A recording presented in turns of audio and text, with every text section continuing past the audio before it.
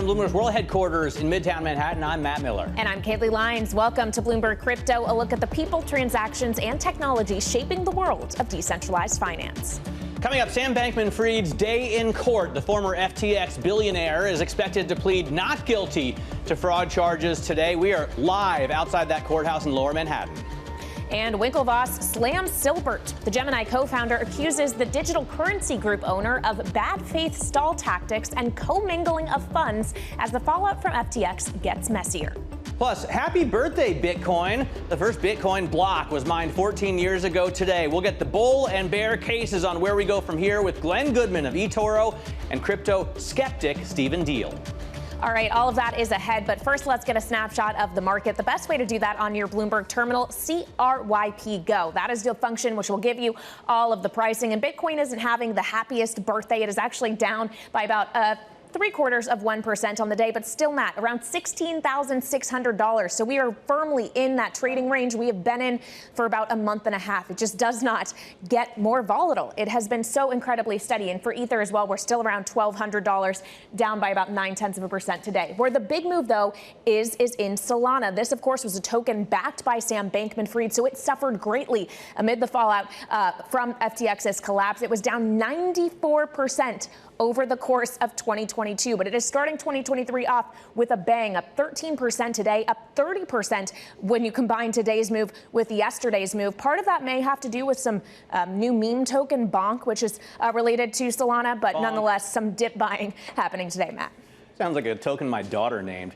By the way, on its birthday, Bitcoin is up 1,690,000,000%. Okay, that's a little bit silly because we're measuring it from the very first transaction. At least that's what I read in Joe Weisenthal's great piece. I recommend you go on the Bloomberg and check it out. He probably tweeted it out as well because he sometimes uses Twitter under the handle The Stalwart. Another way to look at Bitcoin is comparing it over the last 5 years versus another high flyer, for example, Meta. And that's what we've got here. Facebook in blue, Bitcoin in white. Over the last 5 years, you can see it's trounced Facebook, but it's still worth far less, as Joe points out, than the company now trading as Meta, which is worth $500 million. Bitcoin is only worth about $500 billion. Bitcoin is worth about $320 billion today. Let's talk about the fallout, though, from the collapse of FTX. Sam Bankman-Fried's day in court is today, his first day in New York, that is Craze founder of FTX is expected to plead not guilty, I should say, to fraud charges when he appears before a federal judge downtown. Bloomberg Global Finance correspondent Sonali Basak is outside the courthouse. So, Sonali, tell us what we know so far. Listen, it's a pretty momentous moment here for a lot of reasons, but we do have Sam Bankman-Fried, who had just really walked in minutes ago wearing a suit and a North Face backpack. He had traveled from his parents' home in California. Remember, he had to stay there as he's been placed on this $250 million, really near record-setting bond in the United States. Now, as you've been saying, he's expected to plead not guilty. That is to the 8 criminal counts he is facing. That includes wire fraud, conspiracy to commit wire fraud, and a conspiracy to defraud the United States in campaign finance violations. Listen here, the longer he pleads not guilty, the more we will see what the case is that is being brought against him, what evidence the prosecutors has, as are Ava Benning Morrison, who is also sitting inside as part of the reporters, the many reporters expected to potentially be an overflow here that are at this hearing. As she has also reported and said, prosecutors have many thousands of emails, pages, documents, a number of witnesses here, aside from the people who have already pled guilty, by the way, 2 of his deputies, as well as messages on Signal, which, remember, is a very popular way for the crypto crowd to be communicating. So we'll see what evidence comes through. This is just the start of a very long road ahead. How long, realistically, are we talking, Sonali, if this goes to trial? we're talking many months, right? I mean, remember, the interesting thing is from the minute that a lot of these issues came to surface, the bankruptcy filing, the allegations in the bankruptcy filing, and to the moment he was arrested, it took weeks. But from December 15th to now, we already have 2 of his deputies, as I've been saying, pleading guilty, and him now at the court in Manhattan, extradited in order to be here and, you know, on bond here. So can this move faster? We have had the U.S. Attorney for the Southern District say that their patience will run thin. The time to come forward is now if you knew what was happening over at FTX and if you think that you were a part of this as well. And there are, by the way, many more deputies that we do have a lot of questions about whether they had a role in it, what they knew, and how much Sam knew. But remember, guys, part of this is about FTX and whether it's a standalone issue. Part of this is, again, one of the biggest fraud cases in American history, as well as millions of customers who may want their money back and would want some retribution for this, as well as a comment here, Kaylee, about so many years of excesses in this industry and in a younger generation of people trying to change financial markets. An excellent point. Bloomberg's Sonali Basak, thank you so much, reporting from outside that courthouse in Lower Manhattan. Meanwhile, the fallout from the collapse of FTX is just getting messier. Cameron Winklevoss is accusing fellow businessman Barry Silbert of bad faith stall tactics that have left $900 million in customer assets in limbo since FTX's meltdown. He wrote in an open letter yesterday, quote, "It's not lost on us that you've been working desperately to try and firewall DCG from the problems that you created at Genesis. You should dispense with this fiction because we all know what you know, that DCG and Genesis are beyond commingled." Bloomberg's Olga Karif is joining us now for more on this story. Olga, how does this get resolved? So it's possible that this ends up being resolved in courts, essentially. But I think this open letter is an indication of just how desperate things are. Obviously, there have been many attempts since November to get customer funds returned back to Gemini customers, and apparently they failed. Cameron Winklevoss said that he submitted 2 proposals to Barry Silbert and hadn't heard back. Barry Silbert answered him on Twitter saying, I submitted a proposal on December 29th as well. But so where things are is that Cameron Winklevoss essentially drew a line in the sand and said, okay, look, we have to resolve this by January 8th.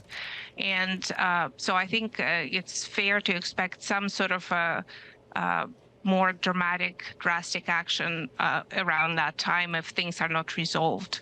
Yeah, Winklevoss alleged that Silbert's DCG borrowed about $1.7 billion from Genesis, and then Silbert replied saying, we didn't borrow $1.675 billion from Genesis, and we haven't missed an interest payment. So I guess implying that they have borrowed money from Genesis, but just not putting a number on it. So a part of it is this promissory note that DCG has issued to Genesis kind of after some of the crypto crisis happenings of last summer. But that note isn't due for like 10 years. So there are lots of questions as to what exactly Genesis's legal obligations are when they come due, and the timeline of exactly when some sort of actions have to happen. And my impression is that lawyers will have to get involved and are already heavily involved, probably. All right, we'll have to wait and see how this Gemini-Genesis issue plays out. Thank you so much to Bloomberg's Olga Karif. Now, the FTX fallout is bleeding into the new year with both Bitcoin and Ethereum kicking off 2023 in the red, but still remaining quite steady in the same ranges they have been in for some time now. Joining us now is Bloomberg's Abigail Doolittle. Abigail, when are we going to get a breakout? That's a good question, Kelly, but it may be soon. Let's give us some background here, going back about a decade or so in Bitcoin. And you can see we've had several bear markets, the first all the way back toward 2011, 2012, down 91%. The current one down about 75%. The 2 middle ones down 80%. So our current bear market, that range you're talking about, although there's even a smaller range more recently, it's not so bad relative to the other ones. But the bigger point to make is each of the previous bear markets broke out into big moves higher. Will we have that again? Let's take a look at a more near near-term chart of Bitcoin, and it's a weekly chart. What we'll see here is back in 2018 and 2019, you had a strong downtrend, but you also had the sellers exhausting themselves into this narrowing range. We have something very similar happening now. It suggests, Matt and Kaylee, that we could, in fact, have Bitcoin break out above. If the last low holds, Bitcoin is likely to not only go above 20,000, but maybe all the way toward the last high. That would seem to require a big change in sentiment. Yeah, absolutely. That would be about $65,000.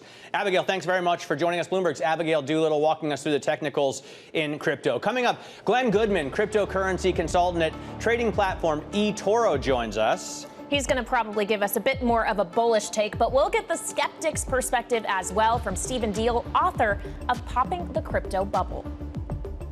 And to access all the latest data and news on crypto, check out CRYP Go on your terminal. This is Bloomberg.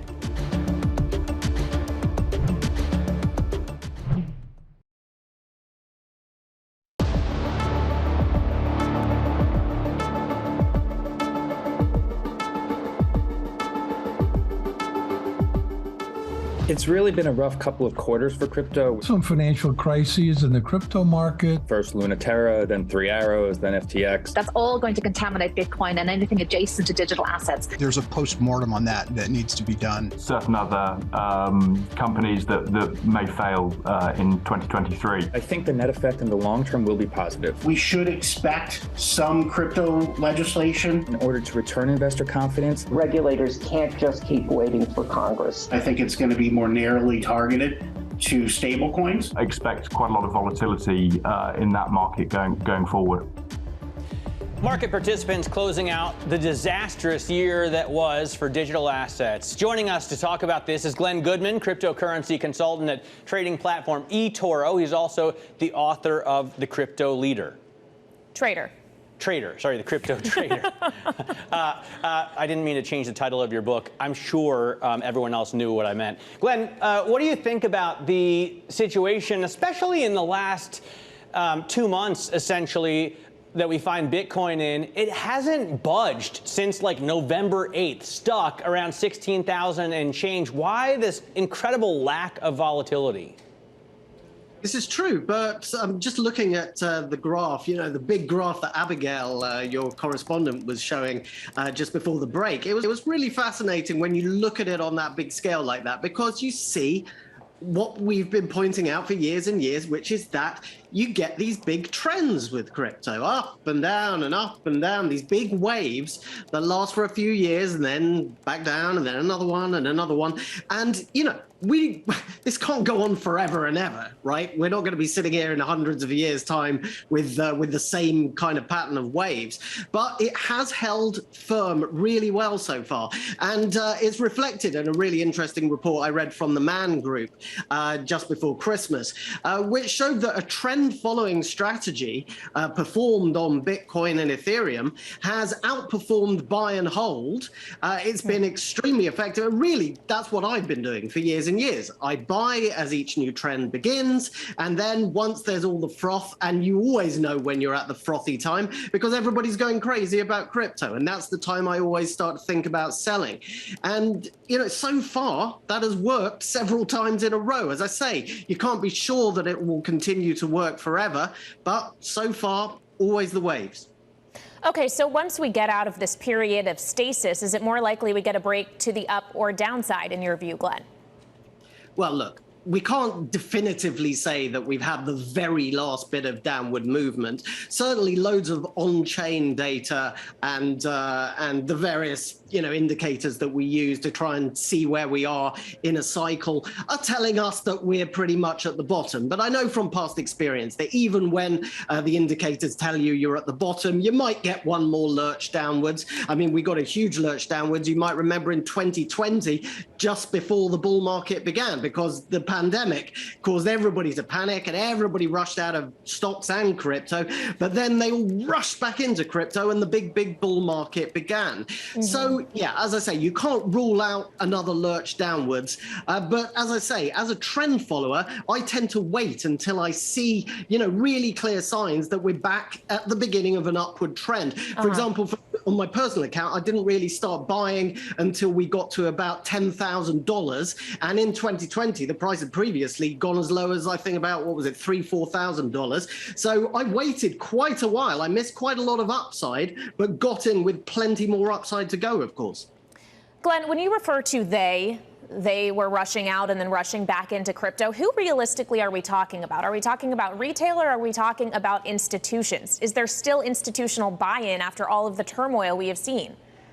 Well, there's not a lot of institutional buy-in right now, but I can pretty much guarantee that there will be again, simply because it's on their menu now. It's on their radar. And the report that I mentioned from Man Group, who are, of course, a huge asset manager, was very positive about the idea of crypto as an asset class. And the report even suggested, actually, that if you don't invest in crypto in the longer term, then you are, in a sense, exposed to it in a negative way, because companies that you are exposed to might be pushed out of the market eventually by crypto or blockchain-based competitors. So, that report was suggesting that you kind of need to have exposure. I hope I'm not paraphrasing them too much, but that was what I took from it. Glenn, is it important to get regulation, for crypto or Bitcoin specifically? Because this cryptocurrency, it felt like, was invented to circumvent that kind of centralized government control. Like, do we even want it? I want to see a lot more skepticism generally during the bull phases. I mean, we're never short of skepticism during the bear phases, but people like the next guy that you've got coming on, Stephen Diehl, who was kind of shouting about the negatives during the bull market. Nobody was listening to him then. They're all listening to him now, of course, but it's too late for that. During the bull phases, we need people to look at things like Luna, when you had 20% yields being offered on people's money. I was looking at that at the time. People were asking me about it, and I was saying, well, that sounds very suspicious. I don't know if there's a problem with the code, but 20% yield, if it's in traditional finance, you would start asking serious questions. And the same needs to happen in crypto. People just shouldn't get too overexcited on the upside. All right, Glenn, thanks so much for joining us. Glen Goodman there, crypto bull from eToro. That makes sense. Coming up, we're going to get a skeptic's perspective, as he just mentioned. Stephen Diehl joins us, author of Popping the Crypto Bubble. This is Bloomberg.